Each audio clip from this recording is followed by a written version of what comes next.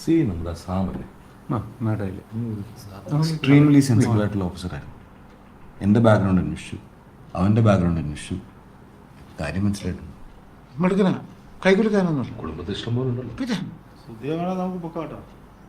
അവനൊരു പാവമായിരുന്നു. ഞങ്ങളൊരു ബെഞ്ചിലിരുന്ന പാവം മുൻകാരൊന്നും അറിഞ്ഞില്ല.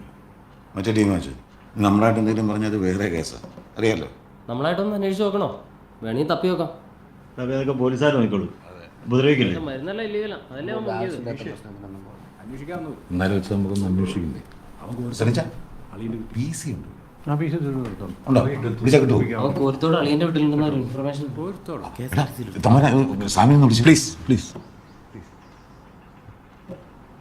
നിങ്ങൾ ഞങ്ങളുടെ അവസ്ഥയൊന്ന് മനസ്സിലാക്കുക.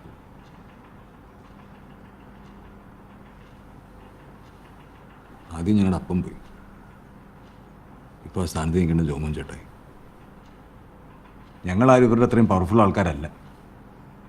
ഇങ്ങനൊരു പ്രശ്നം നേരിടാനുള്ള ശക്തിയില്ല. ഈ കുടുംബം ഒരു ക്രൈസിസിലാച്ചോ.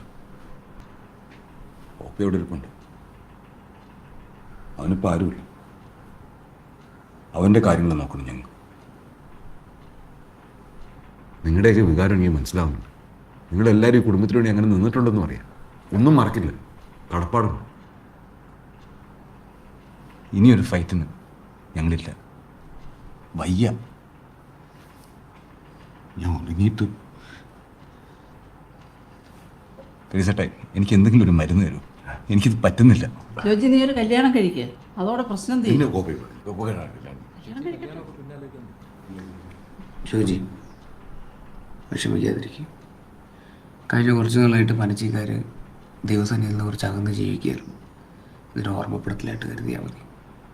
മനസ്സ് നിന്നിട്ട് അവൻ്റെ വഴിയിലേക്ക് ബാക്കി വഴി അവൻ കാണിച്ചു തരും. ധൈര്യമായിട്ടിരിക്കും.